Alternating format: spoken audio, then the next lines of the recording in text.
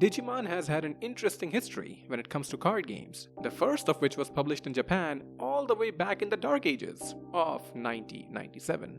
Around that time, the Pokemon Trading Card Game, Magic the Gathering and Yu-Gi-Oh! Were in really high demand, as practically everyone wanted to bring some intense, brain-burning action to their tabletops. Although some people just wanted to collect some fancy cards and simp for their favorite waifus, like Venusaur or Shape Snatch. Digimon, of course, wanted a piece of that pie and tried to make a card game as fun, collectible, and successful as the big three. And Digimon, as is par for the course for the franchise, would go on to fail in this endeavor, multiple times in fact. The tabletop market, at least at the time, belonged to Pokemon, Magic, and Yu-Gi-Oh! But what about the video games, you may be wondering? Did Digimon get an upper hand on that end? Well, each of the big three kinda went a different way. Magic had an interesting PC game that kinda became a bit of a cult classic over time, and is still enjoyed even today, with fans modding more stuff into it. Pokemon kept the same basic formula, which made their RPGs so popular, and it was pretty good. And it even had a Japan-only sequel, which added even more cards. Yu-Gi-Oh! Went in a stranger direction, where the first few games did not really follow the rules of the actual game. A rather bizarre decision, but maybe the technology at the time simply couldn't handle the greatness of Yu-Gi-Oh! And then, for Digimon, there was Digital Card Battle on the PS1. The gameplay was based on one of the more popular Digimon card games, and Card Battle can be fun for a little while, and then it gets boring really quickly, as the repetitive battles begin to outstay their welcome.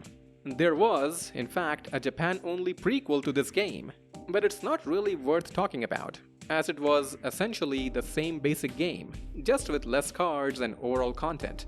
While the big three would continue to have their card games represented in video games in some way, shape or form, Digimon simply gave up after Digital Card Battle, presumably because of bad sales, I suppose.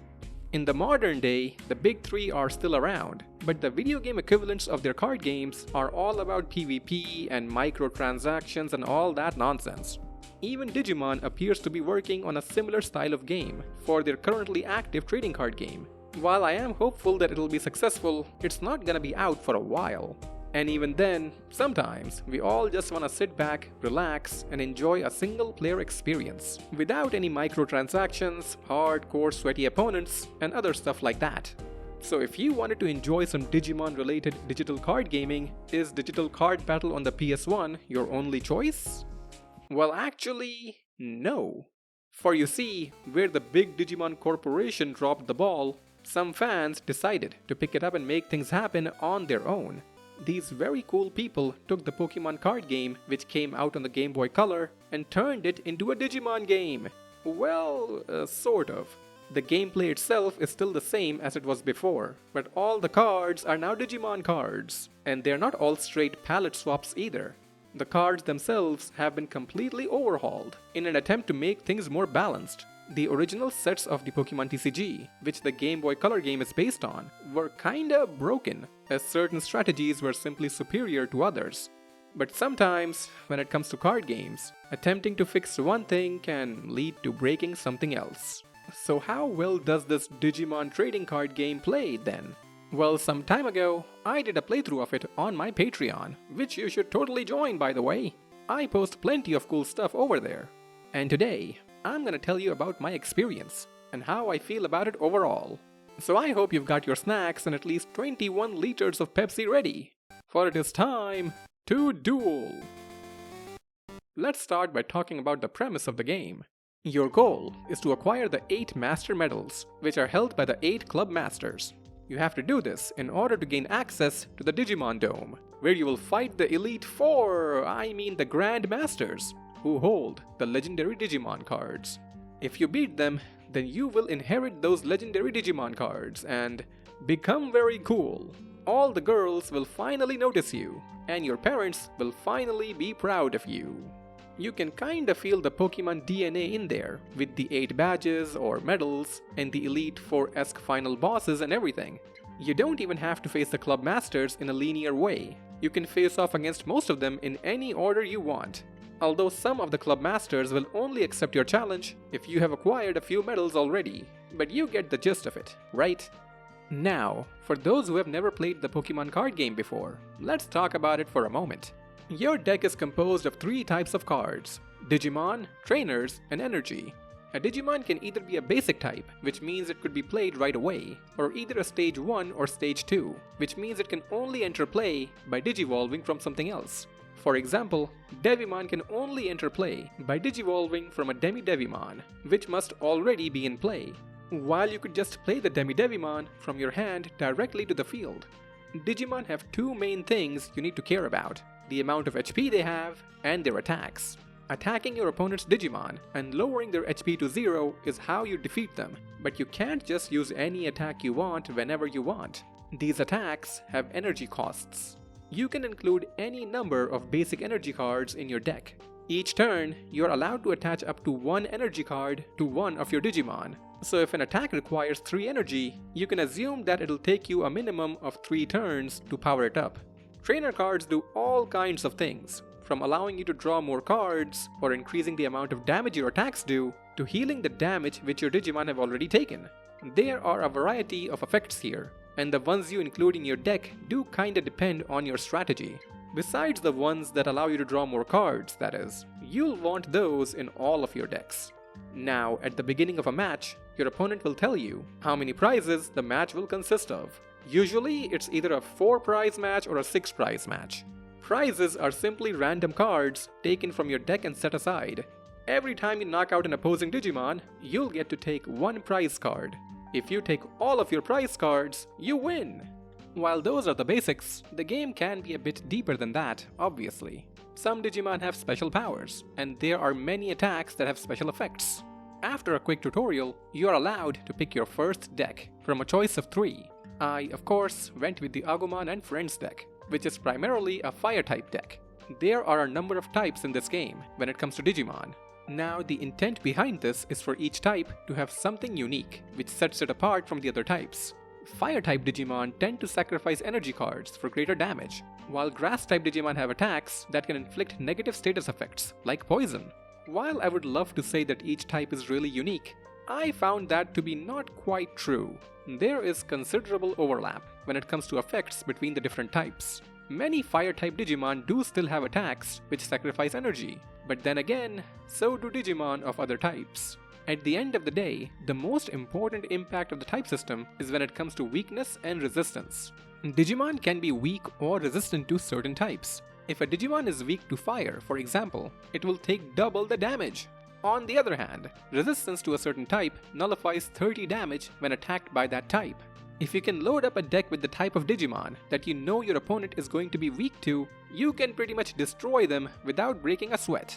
Although there are certain Digimon in the game that do not have weaknesses, so you have to keep those in mind. Now that we're all caught up somewhat, let's talk about the starting deck. While I went with the Agumon and Friends one, I assume they're all built pretty similarly. There is a lot going on here, with 3 different types of Digimon in the deck. That makes things quite inconsistent. So the first thing I wanted to do was get some new cards and make my own deck. So how do you get new cards? The primary way, as in real life, is to open some booster packs. Everyone loves the smell of new cards, although some people love it a little too much. Every time you beat an opponent, you'll be given a couple of booster packs. It does make me wonder though, where do they get these booster packs? Like, we can't buy them ourselves, as there is no currency in the game, or any place to buy them. But everyone else is able to get their hands on these packs. Who's selling them? And where are they? These burning questions, unfortunately, go unanswered. Anyway, there are 4 different booster packs in the game, each containing a different set of cards. Besides the basic energy, that's in all of them. The Colosseum pack is the most common one, with the Laboratory pack being the rarest one. At least that's how I found things to be in my playthrough. The Laboratory pack has Machine Ramon on the cover, but I don't think I ever actually saw a Machine Ramon card anywhere. Maybe I missed it or something. Some cards can be pretty rare after all. And while I came close to seeing every possible card in the game, there are a bunch of them that I couldn't find. Now then, let's talk about the different clubs that you will be going to. Each club is based around a type, such as the Water Club or the Grass Club. The members and the club masters typically have decks centered around the associated type. In the original game, the easiest way to win most of the time was to build a new deck for each club, focused around the type that was super effective against the club's type. For the majority of the game, this was the simplest way to proceed. In the Digimon TCG, however, it is, at times, not that simple. The decks of most club masters try to keep the weaknesses of their associated type in check by including Digimon that may be able to either counter said weaknesses or maneuver around them in some way. They'll often have big, basic Digimon that either don't have any weaknesses or, at the very least, don't share the weaknesses of their main Digimon type. While it doesn't always work out for them, for reasons I'll talk about in a minute, I do appreciate the effort in trying to make things a bit more challenging. On a related note, most of these big basics tend to be Ultimate or Mega level Digimon, like Lucemon, Piedmon, Monzaimon, or Etimon. Interestingly, some Ultimate level Digimon do have full Digivolution lines, such as Myotismon, who digivolves from Devimon, which you can bring to the field through Demi-Devimon. I think it would have made more sense to only have Mega level Digimon be portrayed as the big basics, but I suppose the mod creators wanted to include as many fan favorites as possible, which I can understand. Not everything can have its own Digivolution line, even though I don't get why Numemon does not digivolve into Monzaimon. That seems like the obvious way to go. On that note, there appears to be only one Numemon card in the game, and it isn't particularly strong, which I thought was pretty uncool. If you're a fan of this channel, you know how strong Numemon can be. I'm hoping that a future update to this mod would finally give us a Numemon card truly worthy of the name. Now then, I could talk about every individual club and the different strategies that they try to utilize, but in all honesty, I don't think that would even be necessary. But there are a couple of issues with this mod that we need to talk about. You see, the mod creators made a lot of changes when it comes to the actual cards that existed in the base game. But before I get into that, let's talk about the base game for a moment. The Pokemon TCG on the Gameboy Colour only included the first 3 sets of the actual Pokemon TCG, and things were kept quite simple back in the day. The attacks, special abilities, and Pokemon powers were rather straightforward, and so were the energy requirements which needed to be paid. A Grass-type Pokemon would, for example, only require Grass or colorless type energies to function. There were only 2 Pokemon that I can think of that kind of went against this trend. First was Golduck, which did have an attack that was powered by Psychic-type energy, and the other one was Exeggutor, which was a Grass-type Pokemon but had an attack that required Psychic-type energy. But even then, they only required 1 energy from outside of their type, and they still had 1 more attack that could function with energy from their own type. Now, let's talk about the big problem with this mod. Like I said earlier, the developers made massive changes to the cards themselves. Essentially, they made the cards more complex. Many Digimon require more than 1 type of energy to attack. Not only that, many Digimon often require a lot of energy just to attack. Take a look at Dino Beamon here. Acid Mist requires a whopping 5 energy for base 20 damage. On a stage 2 Digimon no less. That is nuts. There isn't much in the way of energy acceleration in the game. At least I couldn't find a lot of ways to do it, so it'll take a while to power up an attack like that. There are a lot of similar Digimon that have exaggerated energy requirements. And then there are the ones that require multiple types of energy. We need 4 energy to use Jack-o'-lantern, specific energy as well. If it was colorless energy, I could have understood, but this is too much. Or how about 5 energy for 50 damage? Now that sounds like a terrible rate of return on investment. If I build a deck around it and it gets knocked out, I'm gonna be in a heap of trouble then. Oh, but you've got to check out Lavo Garitamon here. Melding Blaze requires 5 specific energies, and while you do get 100 damage, you also need to discard a fire type energy when you use it. Boy, I would rather not use this Digimon at all. You see, I can kinda understand the reasoning behind these design decisions. If you played the Pokemon TCG back in the day, you probably do remember certain types of strategies to be head and shoulders above the others. For example, the Haymaker deck, which relied on quick, low-cost attacks from decent-sized basic Pokemon, was, for a very long time, on top of the food chain. So this mod has tried to create a more balanced environment, where the big basic Digimon mostly have very expensive attacks that can't be abused constantly. Sure, your basic Tuskmon may have 90 HP, but you're gonna need some time to set him up. The same can be said for fan favorites Monzaimon and Etimon. They can't really come out swinging right out of the gate, although the colorless energy requirements do make things easier, as double colorless energy is a thing in this game. But to that end, I can appreciate the effort behind trying to make a more balanced overall gameplay experience, which is why it pains me to say that at the end of the day, things haven't really worked out the way that the mod creators probably intended. And there are two main reasons for this. The first, and definitely the most problematic, concerns the AI of the game. The AI working behind the scenes in the original Pokemon TCG was never particularly brilliant or anything close to that. It often made bad moves and couldn't really handle complicated decks or strategies well. But considering the fact that the in-game cards were pretty simple to begin with, the AI was able to do a passable, if forgettable, job. Now, the developers of this mod were not able to improve the AI, so it has remained the same as it was in the base game. But now, the poor thing has to work with all these convoluted energy requirements and massive energy costs. It simply wasn't equipped to deal with complexity of this nature, or with complexity of any nature.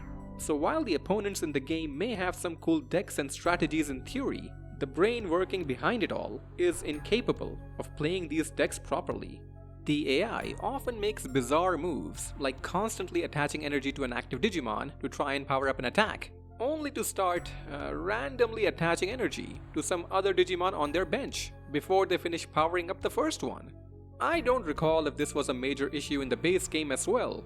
I don't remember encountering stuff like this anyway. I will admit that every now and then, the AI is able to set up a Digimon properly, and is then able to put up a decent fight. But during my entire playthrough, I think that happened once or maybe twice. But that's it. So while I was going around beating up the club masters, I didn't face anything even resembling a challenge. They all kinda started to blend together after a while. For the most part, I just destroyed them with the first Digimon I was able to set up. It was pretty dull, I have to say. But then again, my brain-dead opponents weren't exactly getting a ton of time to try and make things happen in the first place. Which brings me to the other side of the problem. Even though the developers tried to make things more balanced, there are still quite a few broken Digimon in the game. Let's talk about that for a bit. Remember the Agumon and Friends starter deck I chose at the beginning of my playthrough? Well, as soon as I got my hands on some booster packs, I decided to modify it into a simple fire-type deck. Digimon like Agumon and Guilmon have an attack that requires a fire type plus a colorless type energy that deals 40 damage. While the attack does make you discard a fire type energy afterwards, the required energy to damage ratio is very good. If you go first in a match, you can use this attack on your second turn. That is super fast, especially if your opponent has one of those big, fancy Digimon that require 4 to 5 energy before they can begin to do anything. While the energy discard may seem like a big downside, it can be easily mitigated through the use of trainer cards to draw more cards, or search for more energy cards, or even just getting the energy back from the discard pile. The vast majority of your opponents will simply be incapable of keeping up with the damage that you're dishing out with these basic fire-type mons. Sure, there are certain cards which remove energy cards attached to a Digimon, which many trainers in this game do use quite often. But then you could do the same, and you won't end up falling behind as such. You might be thinking, as you down your 30th can of Pepsi, well, editor man, what if the opposing Digimon was resistant to fire-type attacks? I bet you didn't think about that, huh? Well, I did. You see, fire-type Digimon aren't the only ones who have this sort of attack. Impmon is a dark-type Digimon, and does require both a dark and fire-type energy to use its main attack. But in exchange, Bada Boom doesn't even require you to discard any energy cards to use it. That is completely insane to me. This can easily be integrated into a fire-type deck, which is exactly what I did. And to take it a step further, there is also the colorless Biomon, which has a 1 energy fetch attack, which allows you to draw a card for 1 energy on the very first turn. In addition, Biomon also has the 2 for 40 damage plus a discard attack. So even though the Digimon being utilized are of different types, things are kept quite consistent, as they all require fire-type energy for the most part. My simple fire-type deck built around these common, easy-to-acquire Digimon absolutely destroyed every opponent who dared to face me on the tabletop. Around the halfway point, I got kinda bored of it, so I decided to build a new deck. This time around a Stage 2 Digimon, to see if things would still be this easy. Myotismon is a fan favorite of this channel because of the absolutely devastating mech spanking it gave out to many residents of File Island during my hardcore playthrough of the Vice mod of Digimon World 1. Since Myotismon is in this game, I figured I have to try and build around him. And really, Myotismon is kinda crazy too. For 3 Dark Energy, I could either hit for 50 with Crimson Lightning, or for 30 and heal 30 damage off of Myotismon. With a few healing trainer cards, Myotismon can stick around for a long time. Gazimon is a great dark type Digimon to have around, as Booby Trap essentially knocks out any Digimon that takes out Gazimon. If the depressing AI does manage to set up a big threat, I just took them out with Gazimon and Booby Trap. The AI simply wasn't able to maneuver around the trap. This deck definitely needed more setup compared to the fire-type deck, but it was brutally effective once it got going. I was able to finish the rest of the game with ease with this deck. So at the end of the day, I don't really understand the logic behind the overall balancing decisions. Sure, one could say that when it comes to a game like this, there would always be certain cards and strategies that will be outright better than others, but I don't feel like that's the case here. Why have so many Digimon that require 4 or 5 energies to function, when Digimon like Agumon, Impmon and Myotismon also exist? Impmon, I would say, is especially busted. Beelzemon is also in the game, but I never wanted to run it in my deck, because Impmon itself was so effective.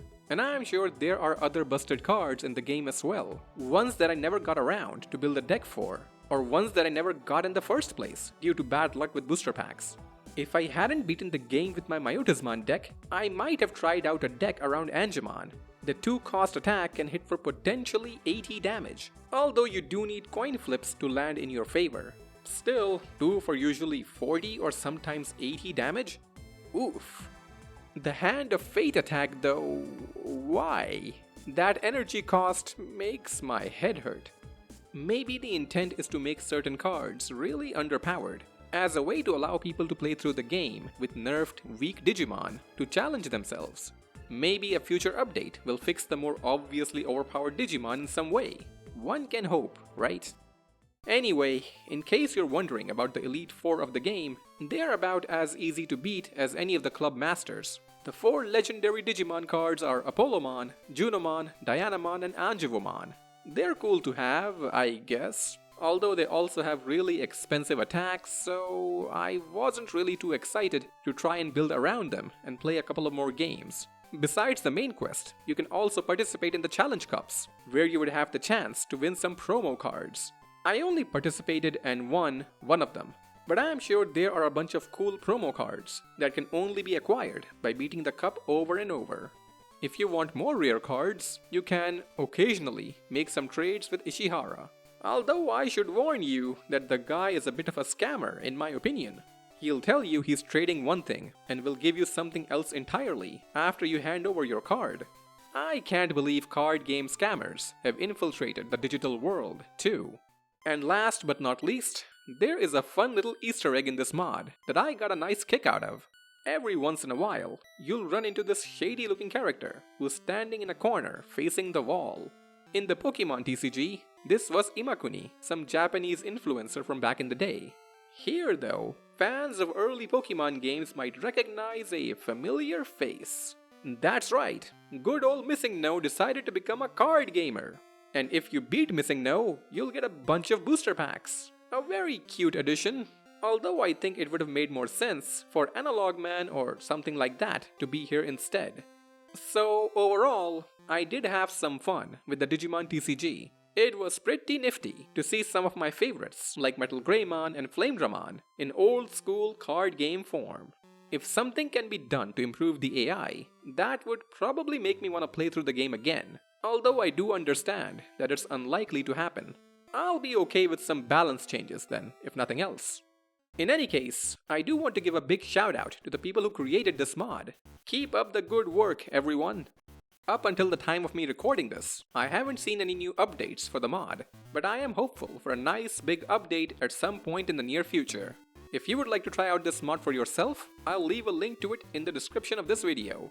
If I missed something in the video, or if I got something wrong, do let me know in the comments. If you do decide to play through the mod yourself, I'd love to hear about your journey through the game. So let me know about that in the comments too, my Digi friends. If you enjoyed the video, don't forget to smash the like button and subscribe to the channel if you haven't already. And if you would like to support the channel, you can do so on my Patreon, where I've got exclusive content and playthroughs. And now, here's a quick shout out to my wonderful patrons. Thank you Hero Emblem, Blake CN1, Vanilla, Yog, Sevastimatus, Carl Dean, and Jonathan Harley for your continued support. And here's a special shout out to McDivil and Cool Name, a couple of awesome friends of the channel. The power of your friendship keeps Nerdhood safe and sound. Thank you McDivil and Cool Name, my friends. And finally, here's an ultra strong shout out to the incredible people who keep the digital world safe and sound. A massive thank you to the amazing duo of Shamine and Derpin Goose for your support. You are all the best, like no one ever was. Well, that's about it for today. If you want me to check out any other cool Digimon mods, do let me know in the comments and I'll check it out. And if you do end up giving the Digimon TCG a shot, try using only the big, expensive Digimon for an added challenge. It might not be fun, it might not be easy, but I feel like it'll be pretty neat, eh? I just think they're neat.